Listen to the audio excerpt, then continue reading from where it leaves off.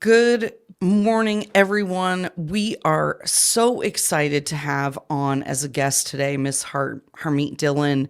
Now, you probably have heard her name in the news a lot for various things over the last few years, but we have her on today specifically in her role as president and founder of the Center for American Liberty. Now, Harmeet, you are an attorney. You also have a law firm. And one of the big projects that you and your firm and your group are taking on right now is the fight against what we're seeing, this social contagion in America of young people transitioning their genders. So we know that you're representing Chloe Cole and some other detransitioners. And so could you just start out sharing with our listeners a little bit about the work that you're doing with your nonprofit and how you're going about supporting these transitioners in their fight for justice? Well, thank you for having me, and I'm happy to talk about this very important issue. So, at my law firm, I've been practicing law in various settings for 30 years, and throughout that time, I've done work on behalf of victims of domestic violence, sex trafficking, human rights violations that are national and international in scope, as well as a number of First Amendment and other American legal and political issues. And so started the nonprofit 4 years ago for American Liberty to be able to fund the important work that we do, because many of our clients have fundamental cases that are not only important to them, but also, if successful, can have a huge impact on society. But for example, teenagers or young people who are detransitioning, they typically don't have the resources to hire a lawyer who has the skills to take these cases all the way. And so that's where the nonprofit comes in, because there are a lot of generous Americans. It's an amazing country and culture. It's really unique in the sense that a lot of the important work in this country is funded by public spirited citizens who use nonprofits to help these important causes. And so in court every day, I help people in the pro-life movement and other movements, and it's usually funded by charitable contributions. So in this case, we started this nonprofit, and we did not know when we started it that our work would include this. Our work was more broadly defined as free speech and other fundamental First Amendment and other issues related to that. And so we come to this point, constitutional work. And, however, like I said, the first case I won as a lawyer at trial was a case involving human rights violations abroad. And so I view what's happening to America's children who are being subjected to this contagion, and it's mainly girls who are succumbing to it as children, as a human rights issue, because these children are put in the care of adults with authority. That's teachers and doctors, psychiatrists, and guidance counselors. And it's typically not the parents pressuring them to do it. It's something that they picked up either through our frankly abusive and addictive social media companies in America, or more frequently, we see now the schools. We see a concerted effort, a well-funded effort by LGBTQ nonprofits and other social engineering organizations to push this ideology in the schools. And, to be very clear, we don't have anything to do with adults who want to make these choices for themselves. But I think children are very different. They are protected by law. They don't have the same rights as adults. They can't serve in the military. They can't buy a gun. They can't, vote. And yet we are allowing children who are being pressured by a well-funded establishment to make the choice to mutilate their bodies permanently, destroy their ability to recreate, and make them unhappy in most cases permanently, because it is a lie that you can change your body from male to female. There's no amount of hormones or sex mimicry surgery that can do that. For whatever reason, the medical establishment has been peddling this lie to children for the last couple of decades, and the result is widespread misery and permanent damage and suicide Yeah. amongst a lot of these youth. So that's the cause that we took up. Well, and that's one of the things that I think is so strange. First of all, I'm surprised to hear you say that the parents aren't pushing it. I half expected it to be more from the parents necessarily than from institutions. But the thing that we hear all the time is that these therapists or teachers are saying, well, would you rather have, a happy, son or daughter, the opposite gender of what they currently have, or a dead one, right? They're manipulating parents using this awful rhetoric to scare them into transitioning their kids. But it's like, okay, well, if they're 50% likely to end their lives because of misery before they transition and 50% after they transition, it doesn't sound like transitioning is the answer. Well, so first of all, there are a few psychologically challenged moms who are pushing this at a younger age. More commonly, what we've seen is it is something that the children themselves pick up through social media or through pressure in the schools. And we've had multiple cases involving, even before we got to the surgical cases, we've had cases, and one of which is ongoing in the Ninth Circuit right now, cases involving teachers and other workers in the schools, not only manipulating children to change their gender, they start with the baby step of encouraging them to call themselves bisexual or gay. I'm talking about 12-year-olds and younger than that even. And then next, they're like, oh, well, if you're not happy in your body, maybe you should be the other side. But most importantly in those cases, concealing that whole discussion and the child's manipulated choice to change their name or what have you from the parents. And so the parents don't find out what's going on until it's too late.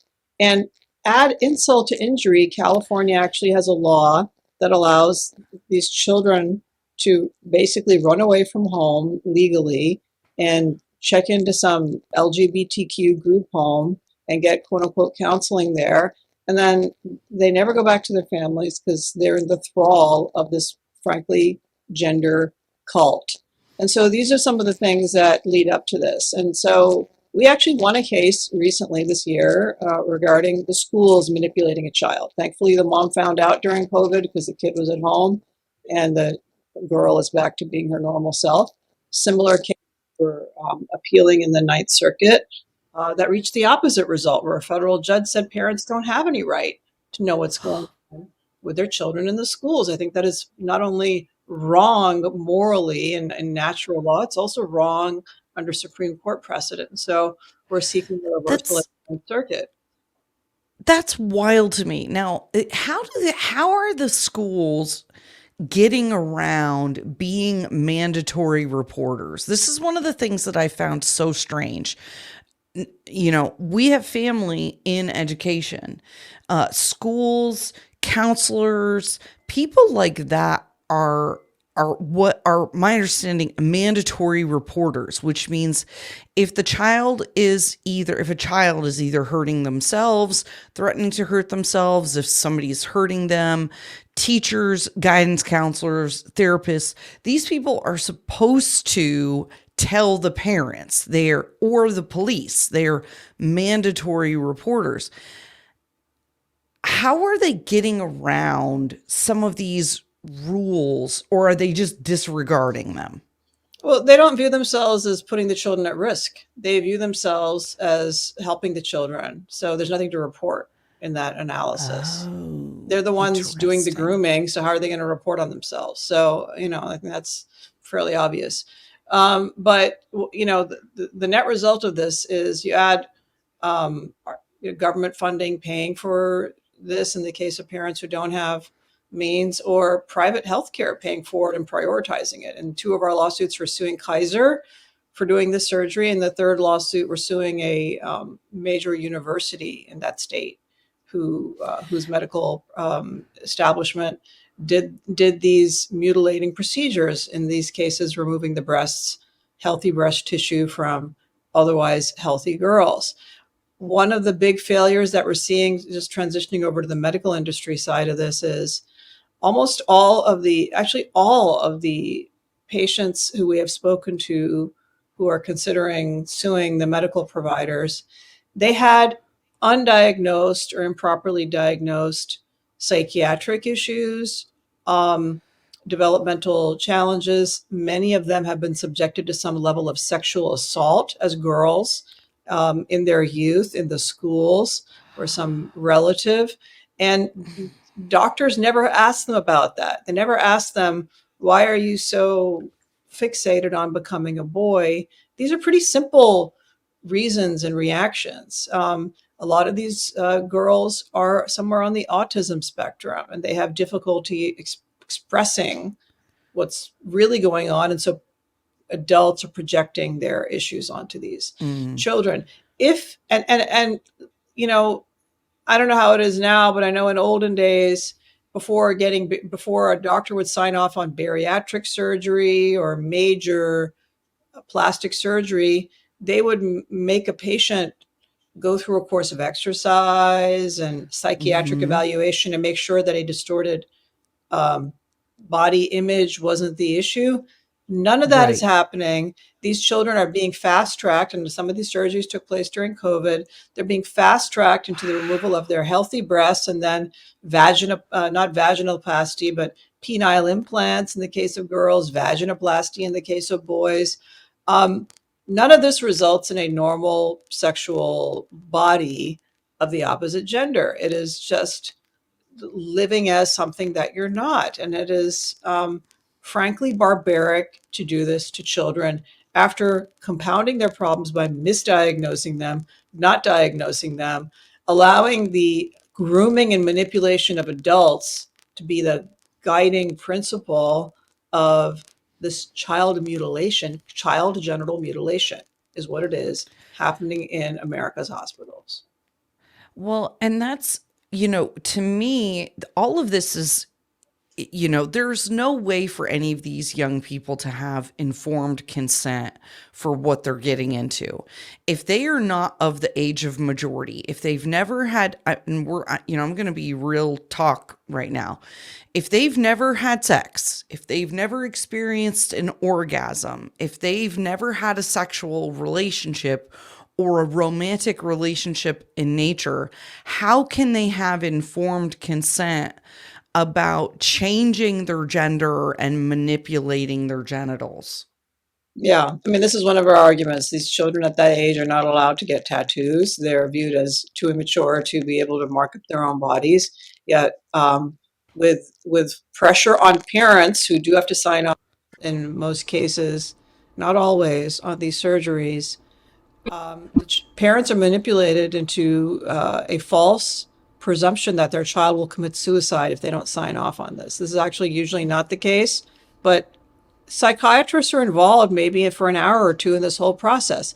There ought to be a legal requirement, in my opinion, of years of psychiatric counseling before one does this. And we've even spoken to some experts who have counseled adults on adult sex mimicry surgery, and that was the medical protocol not that long ago, that before anybody would interfere, even with a healthy adult's body, they would ask them to go through a period of psychiatric counseling, eliminate all other options, make sure that person is comfortable living in the clothing of and behaving as the opposite gender for a period of years before they would mutilate that adult. And yet, with children, it is just being done on an assembly line, 1 or 2 hours of counseling, and boom, the breast surgery is scheduled at the Oakland Kaiser here in California because there's a couple of doctors willing to do it there, whereas like most doctors actually won't. And then when inevitably they have problems with their transition, i.e. whatever their psychiatric problems are not resolved, and now they feel horrible when they look in the mirror. And then they learn, which they probably was in some fine print, but they learn because it's coming home to them, they'll never be able to breastfeed. They'll never be able to maybe even reproduce, have children. So forget about breastfeeding. And they can't Yes. have, their body isn't what God made it. And so they feel ugly. And this is horrible that adults in America are doing this with impunity to children. And we aim to put a stop to it. Yeah. Well, and I think, this was years ago, and I remember thinking to myself, this is going to go bad. I don't know how this is going to go bad, but I know this is going to go bad. It was several years ago. Many states in the Northeast, I'm from Vermont originally, so you probably are familiar. The Northeast seems to really be with a lot of this stuff, along with California. But they outlawed. Oh, I'm trying to remember the language that they used, but it was essentially they outlawed therapy and Conversion forgive me. therapy. Yes. Yes, that's what it was. And it was supposed to be like you're not allowed to talk to people about, who identify as homosexual, to double check if they're really homosexual. So my understanding is that therapists aren't in states where they've outlawed so-called conversion therapy. They're not even allowed to talk to these young people about, well, hey, are you sure you really want to be a boy or a girl or whatever? That it's like that counseling's actually outlawed. Hmm. Yeah, Have you that's found that true. in any of the cases Well, you're yeah, I mean, working but on? that conversion therapy ought to be, I mean, it's a legal theory we've looked at as maybe what the schools are doing is conversion therapy. They're converting normal, Oh, healthy children into something else. And, maybe that should be, I certainly think the case where we reached the $100,000 settlement with the Spreckles Union School District was a case of okay. taking a normal child and putting ideas into her head and converting her into something else. And that it turns out Interesting. that one of the teachers who was involved in this had some LGBTQ issue in their family, and they were projecting their own insecurities and failures as a Oh, parent wow. onto a child. And so yeah, that if you two can play, we can use the conversion therapy angle there as well. But look, bottom line, what I want to make Fascinating. it very costly for doctors to mutilate children in America. Yes. That's what I would like to see Yes. happen. And teachers to interfere with children. And amateur psychology and psychiatry happening in the schools with, random guidance counselors who don't have the expertise and ability to be able to diagnose these things, to be Mm. stopped from doing it. They should not dabble in ruining the lives of other people's children. We're so grateful for you, Harmeet, and the work that you are doing with your organization, the Center for American Liberty. We're grateful for the Dhillon Law Group. Tell our listeners and our viewers where they can go to support you, to support the work that you're doing, to follow you. Share with them all of the, where they can donate and how they can follow you. Sure. Well, on Twitter, I can be followed at PNJABAN. And our nonprofit, the Center for American Liberty, is www.libertycenter.org. And people can donate there as well under the donate tab. And, if anyone wants to look at what my law firm is doing recently, also, we have a Twitter and Instagram profile at Dhillon Law, spelled DHILLONLAW. And our website is dhillonlaw.com. Fantastic. Again, Harmeet Dhillon, thank you so much for being on with us today. Thank you for the work that you're doing, helping detransitioners and Americans in general fight this social contagion. We'll look forward to having you on again soon I appreciate it. and Thank you. hearing about how these goes. Yeah, thank you. Thank you so much. All right. Take care.